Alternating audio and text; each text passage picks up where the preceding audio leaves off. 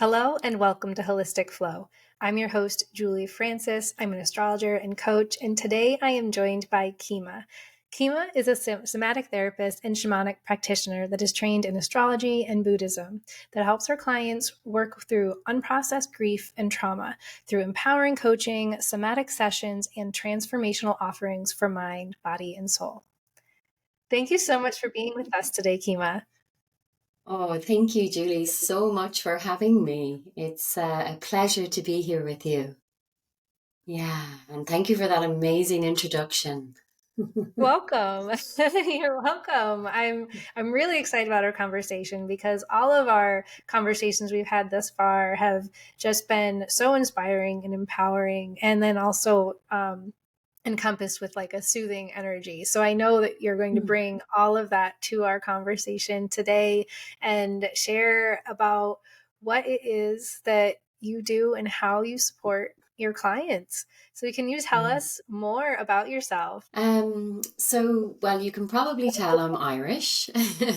I have been blessed with this beautiful voice, and I grew up in Ireland, and I left Ireland in my 20s, and I've basically done a lot of traveling in my lifetime, and I've lived in a lot of different countries. And the privilege of that, it has taught me a lot of different ways with different people from different cultures. But along the way, I've always been interested in working with people. And that's been even though my life has changed all around me many times, what has remained is working with people. And during COVID, I retrained as a somatic therapist. And that's the main body of work that I'm doing these days.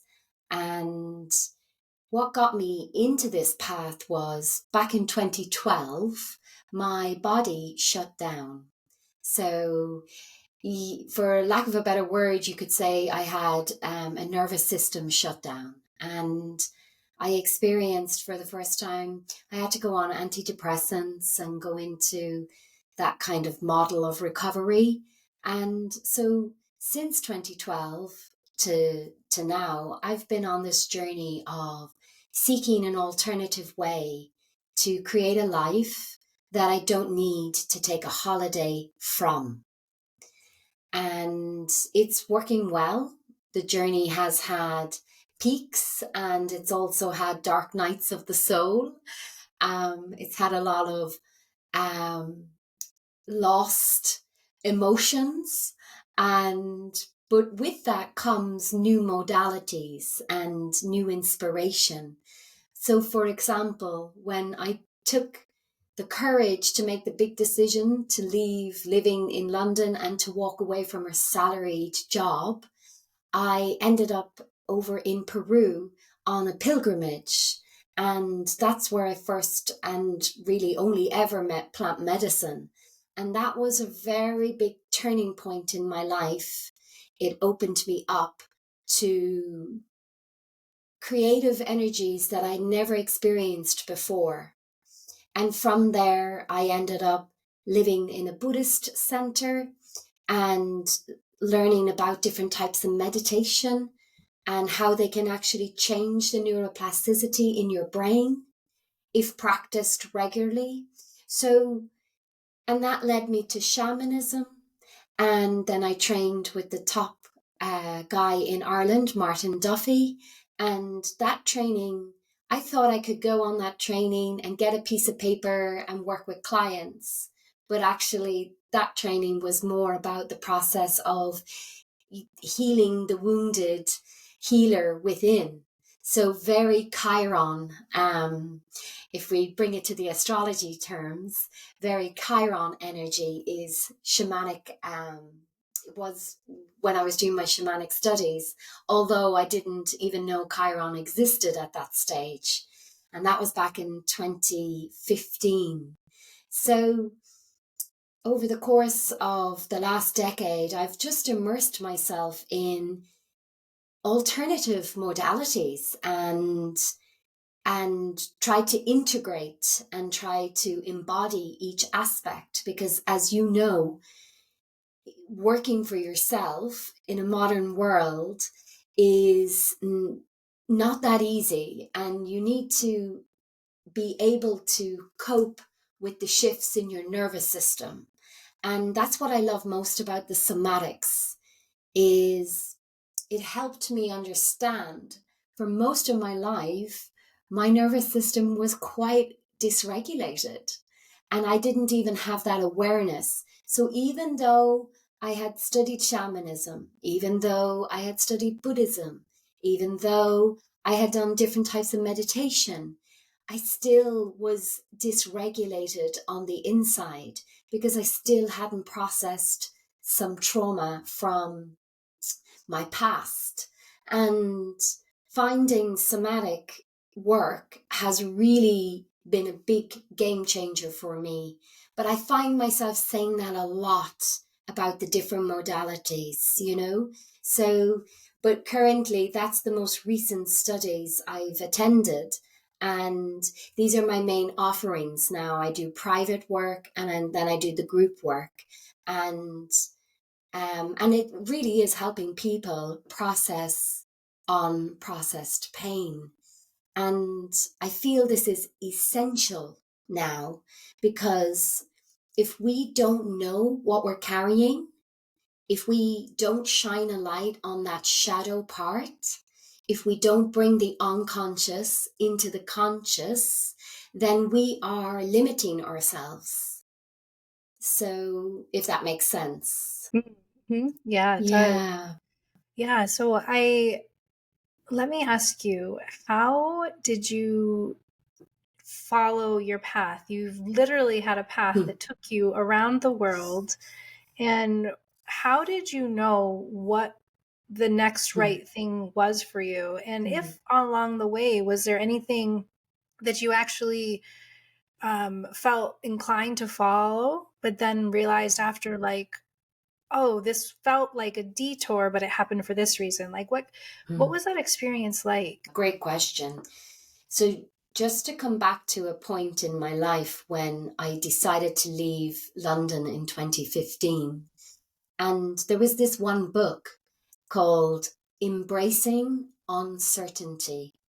And it was written by Susan Jeffers, and she's the lady that wrote Feel the Fear and Do It Anyway, a very famous book. But I had her other book, and there was this one line, and it was, and I'll never forget it, get comfortable with being uncomfortable. I've heard that. I actually have used that phrase. I've never heard it quoted back to that person. That's amazing. Yeah, Susan Jeffers. So that sentence, I don't know, it came into my body, and I knew the significance of that for me was important. And and I think other books as well have really helped me. Another one I'll mention would be Julia Cameron, who wrote The Artist's Way. And that book kind of, it's like it encourages you to set out creative time with yourself, to go on a date with yourself every week. And it actually brought me back to God, you know, and I was raised a Catholic, but I'm not a practicing Catholic. I always identified with being spiritual because I always had this close relationship with Buddha from a young age. So, in fact, if I may share, when I was born, I didn't speak for until I was 4, but I had this felt sense of I knew I had been here before.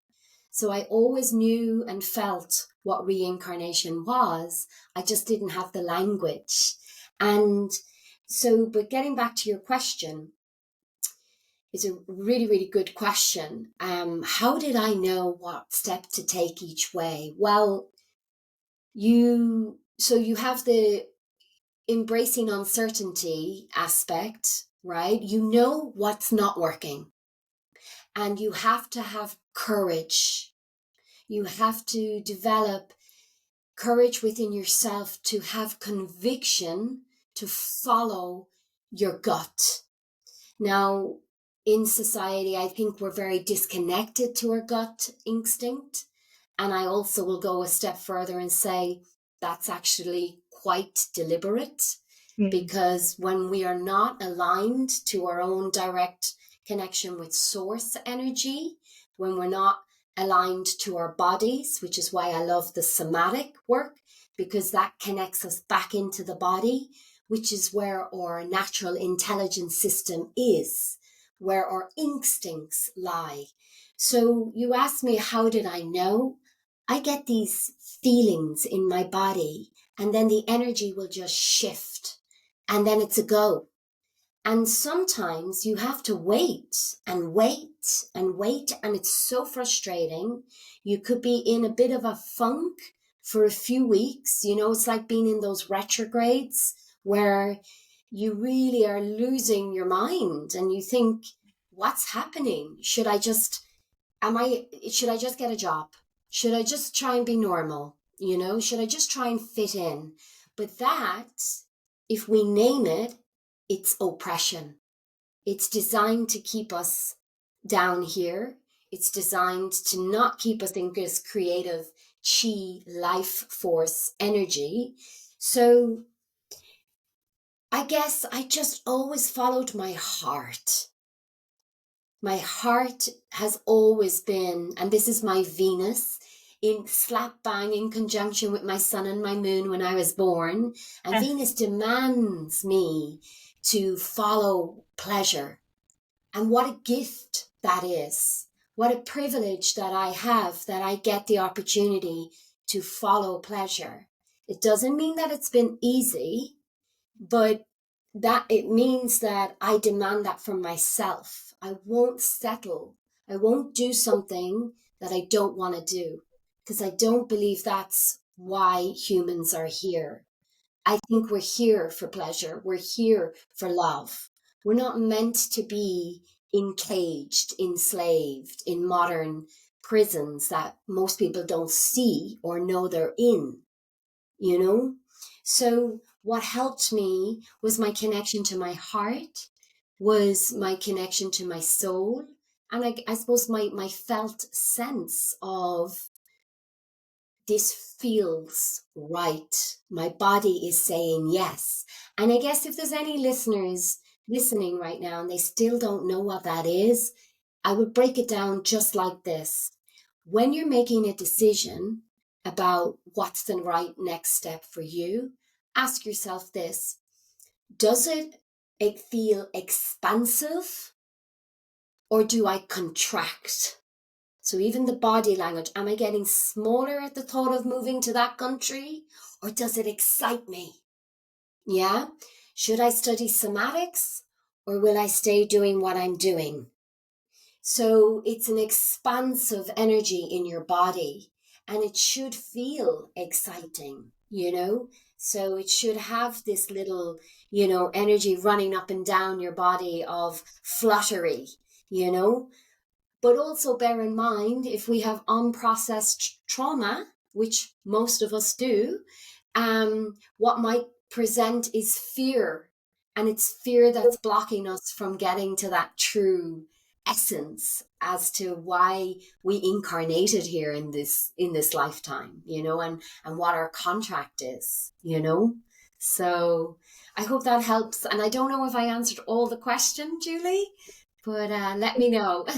That was perfect. And I love especially with showing the body language of, contracting or expanding. Like that's something that I resonate with so deeply. It's a way I experience things, both in my body energetically and then also very much emotionally. Um, so for me, that really resonates with me. And um, being someone who's also going through some change and transformation right now, I felt like you were speaking right to me. I'm like, okay, it's just this great reminder. I'm like, these are the things I need to be thinking about. So it was so on point. And so how did going through these experiences help you learn to work through your own grief or your unprocessed trauma, or how are you helping your clients? Like you can speak to whatever you're most comfortable to, but like how these experiences helped you be able to do that and hold space for yourself and others. Yeah.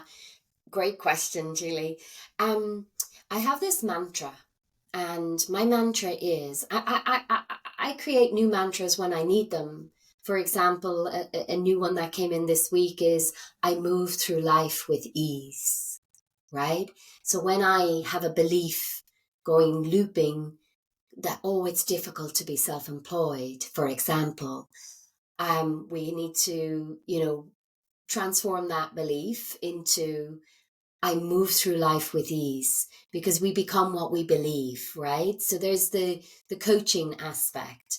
So, but coming back to what you were just asking, in terms of, I'll give you an example. So when it came to investing in somatic training, it's another investment, it's another chunk of money.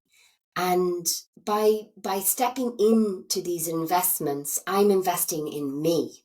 So I always have to be a few steps ahead of the clients that will be attracted to working with me. That's actually all you really need to be. Anybody to guide somebody, to be the space holder, right? You just need to be maybe two. That's what my coach says to me, my somatic coach.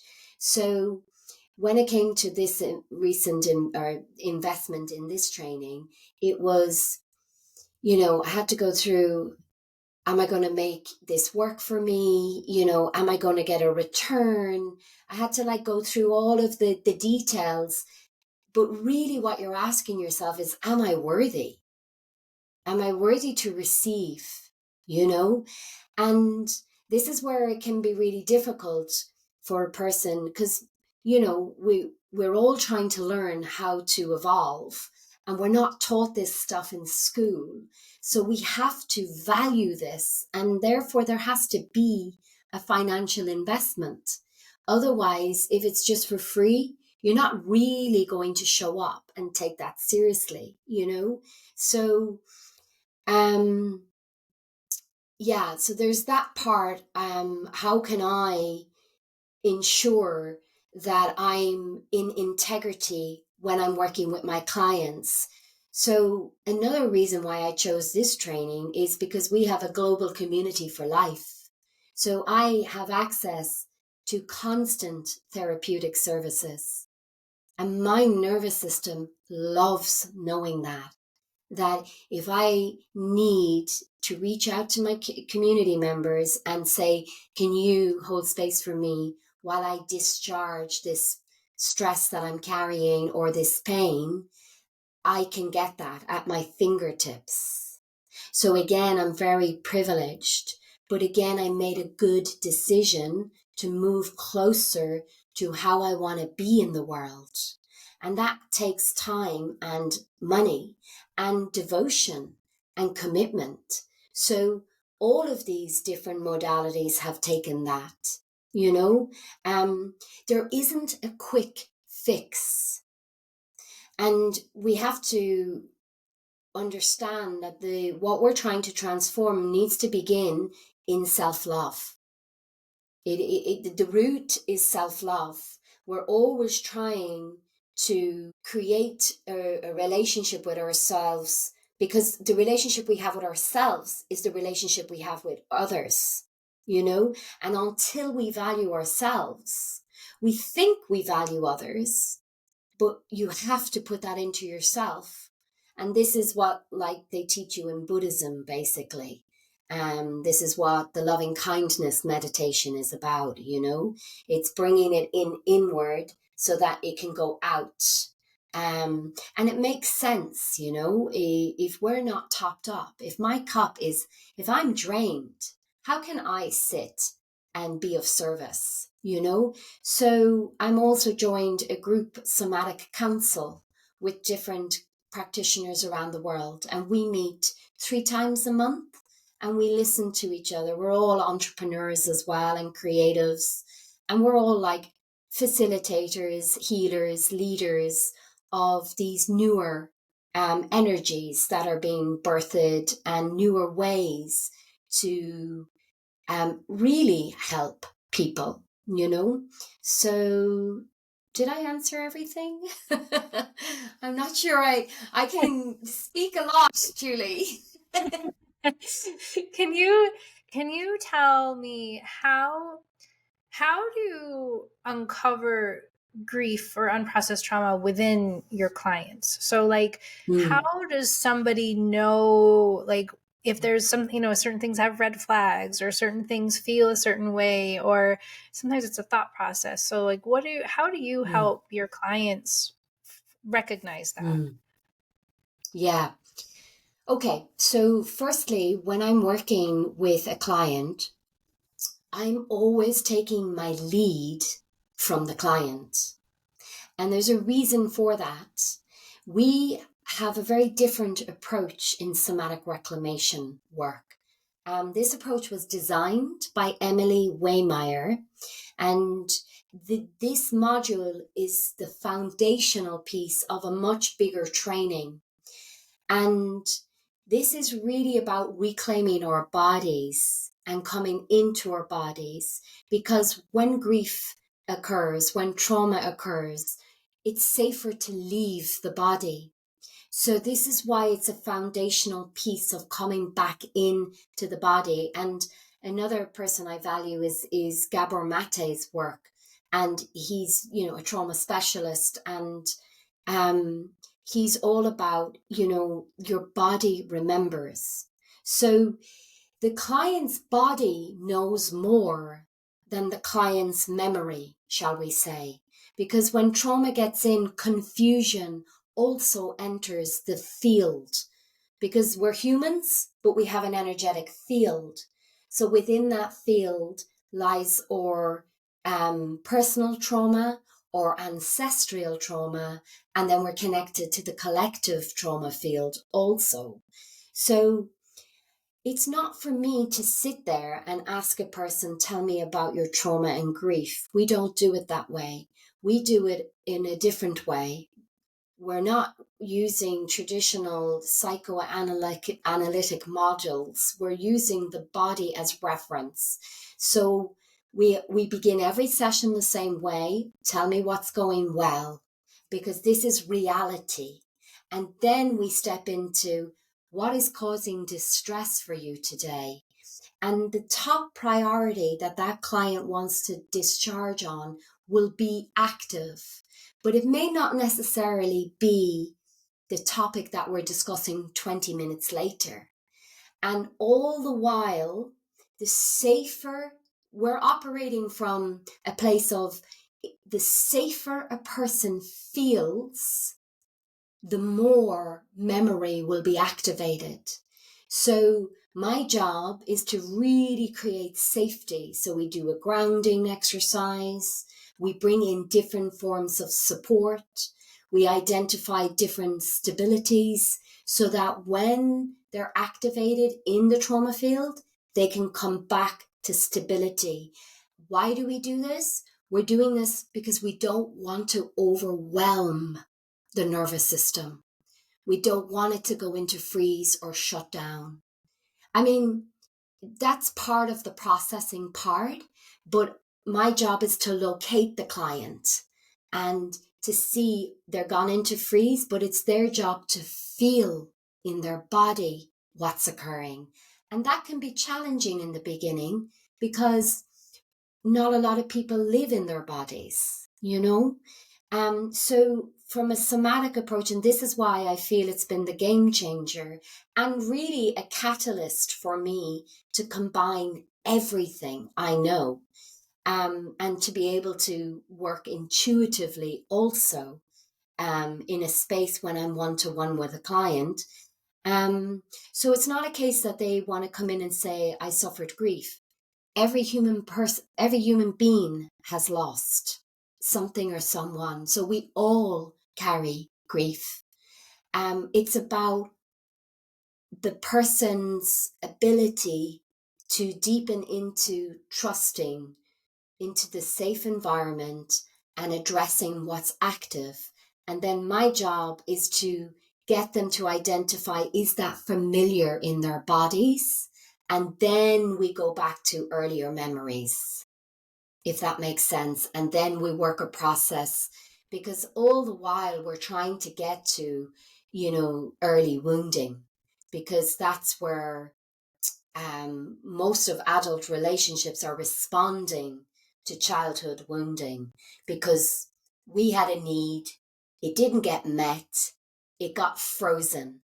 So as adults now, adult self, we can go back and dialogue with younger self.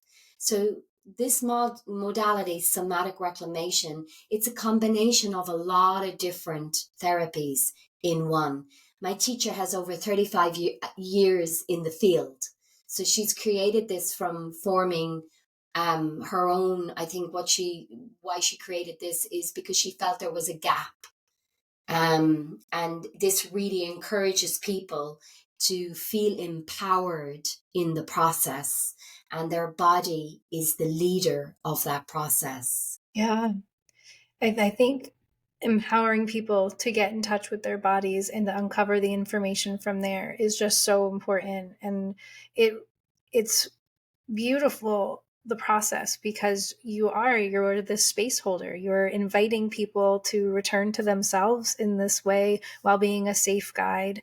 And so many people need this experience because, as you said, you don't necessarily just go through a traumatic experience and then show up to work with someone like such as yourself in your work. You are going through daily life. You are going through all the Mm, things that our cultures or societies are saying that are just normal. You just keep going through and just pushing forward like that, even through mm, normal challenges or disadvantages or experiences, mm, does mm, create trauma in the body. And so these things just kind of get swept under the rug, and the idea is that your intent, mhm, or the expectation is that you are just to keep going forward. And mm. it does continue to create trauma in the Yeah, body and exacerbate some of these things that you talked about, like for when when your needs weren't met as a child. So yeah, being able to be held in that space is yeah. so important. And I think that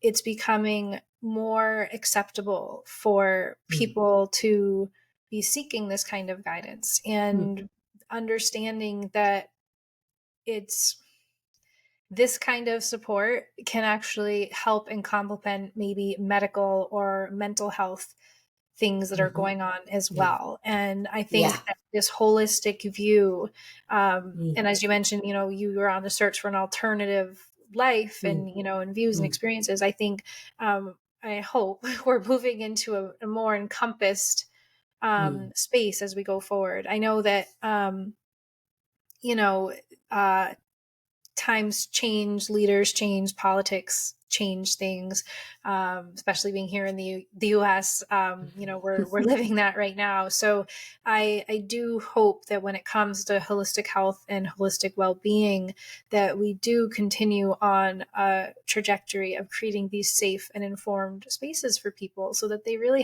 mm. have all those levels of healing Yeah, that you're talking about. So I think yeah, what you're contributing is really important. And I yeah. love that you used the phrase that your teacher noticed a gap and Mm, decided to fill that gap, because that's when mm, some of the things that we most need in the world are created. When mm. someone's like, I something's missing here, I'm gonna Yeah, fix that. yeah, Yeah. exactly. And I just to add in just very briefly, my background when I worked in London, I worked in like the largest homeless charity. So I worked with people every single day suffering with mental health, suffering with addiction, even people that were in and out of prison. So I had like really 5 years of working one to one, coaching people to get from island A to get to island B. And the traditional model of health doesn't honor the whole person, you know? And that's why I like Gabor Mate's work, because he too has sat with plant medicine and the indigenous folk, and he revolutionized recovery in Canada. So, what we're really working to is a model of recovery from modern living, Mhm. basically.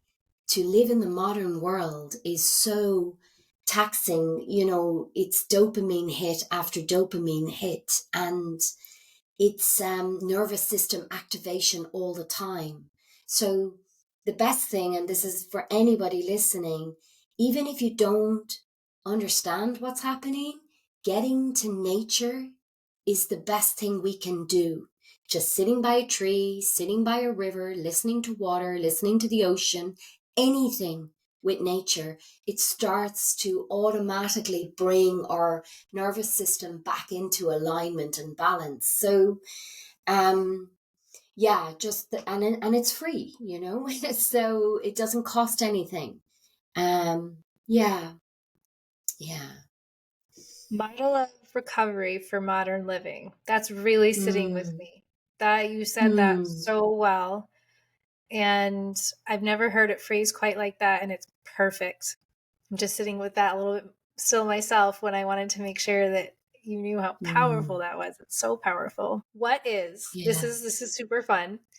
What is your favorite part about what you do? Oh, I love when clients tell me stories, like, for example, and these are the little parts, right? And it's the little pieces that are the changes in a person because they're integrating the work.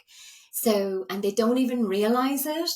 Like, for example, a client said to me, the other day I was in a funk, I wasn't in a good mood. So I got my yoga mat and I went down to the trees and I played music and I did some stretching.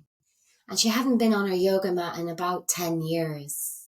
So it's the reclamation, it's the reconnection to lost passions. Because oppression will feel heavy and it will feel like we can't win. So we give up, we resign, and we walk around like this. And I know I say this word oppression, and I notice when I use this word, people, they don't really get where I'm coming from with it. And we were taught about this from our teacher.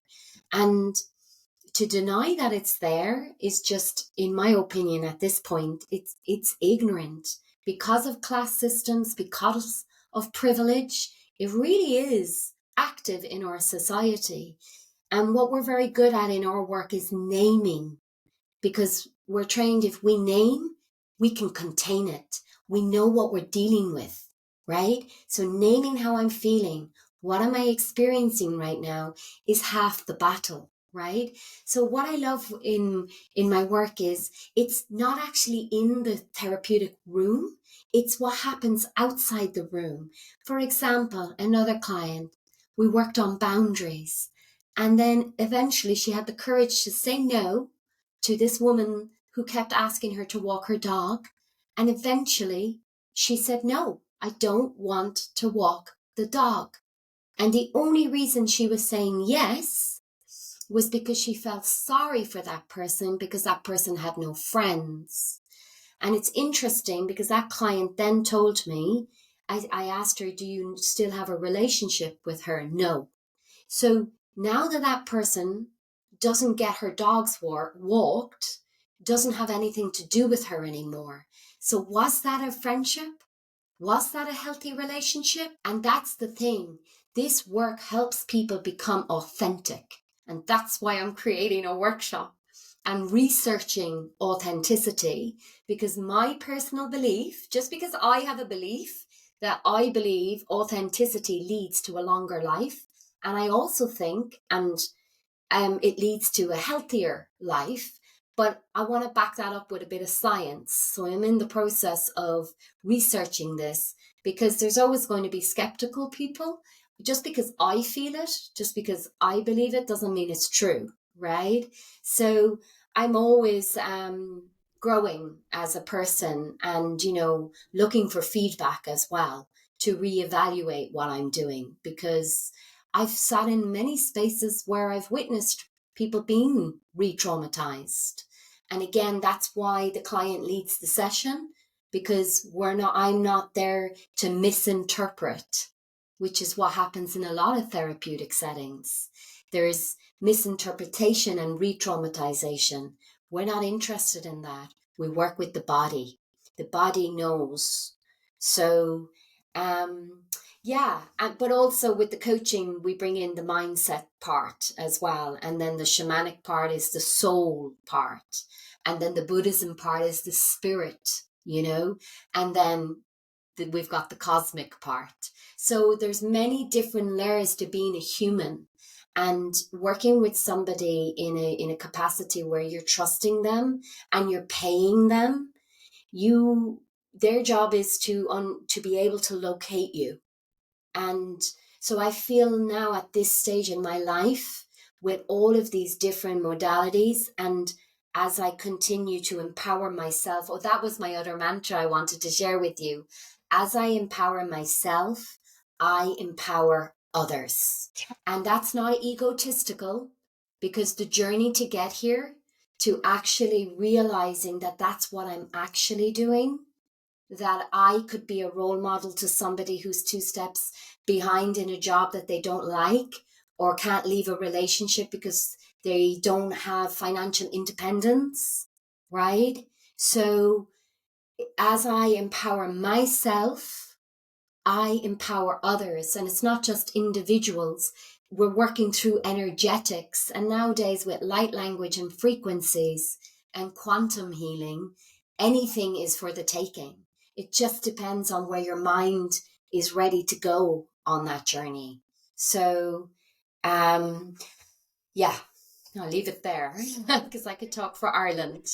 I love that you mentioned that when you're empowered, you're empowering others. One of my favorite quotes, and I'm this isn't exactly the quote, I don't think, but it's something like, "Keep going. You never know who you're inspiring."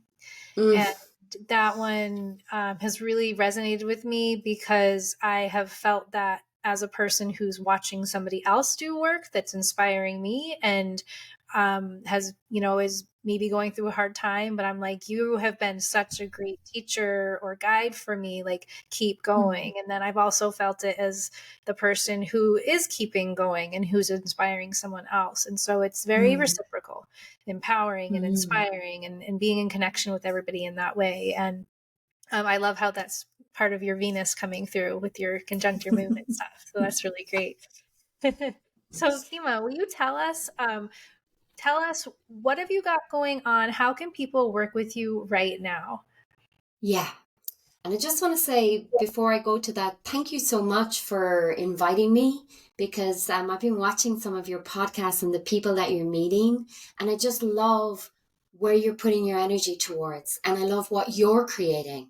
Thank So I just want to recognize the work that you're doing, because we all play different roles, and you're bringing people together and, giving us platform so that we can reach more people. So I just want to acknowledge what you're doing as well. I see you. And you. yeah. Thank you so much. That means a lot. So if people want to reach me, I guess my Instagram handle is probably the easiest, and that is called Emerging with Wings. And that is actually the name of a 4-month container program that I have, which encompasses all my different offerings into one program. But I also offer somatic group circle work online every second week. And I also am developing the workshop around authenticity. So all of that will be on my Instagram, and people can find the information there. So thank you, Julie. You're welcome. And thank you. That was a lovely compliment. It was really nice. um, So for everybody who's listening or watching, I will be putting the link to Kima's Instagram below so that you can connect with her and stay on top of everything that she's got coming your way. Thank you so much, Kima, for being here with us today and sharing all of your insights and your wisdom. You are a wealth of knowledge, and you just have this just beautiful, compassionate energy. And I really love how trauma informed you are in your approach to everything you do in our work, in your work, and that the empathy that you bring forward is just it's wonderful. It's so Thank strong. I you. can feel it. You're welcome. Oh, thank you. Thank you, Julie. I And can feel your words right now in my heart. So, yeah. Thank you so much for having me on today and for all the beautiful work that you are creating also in this world. Thank Yeah. you. And I look forward to where our paths take each other next. Yes. Great.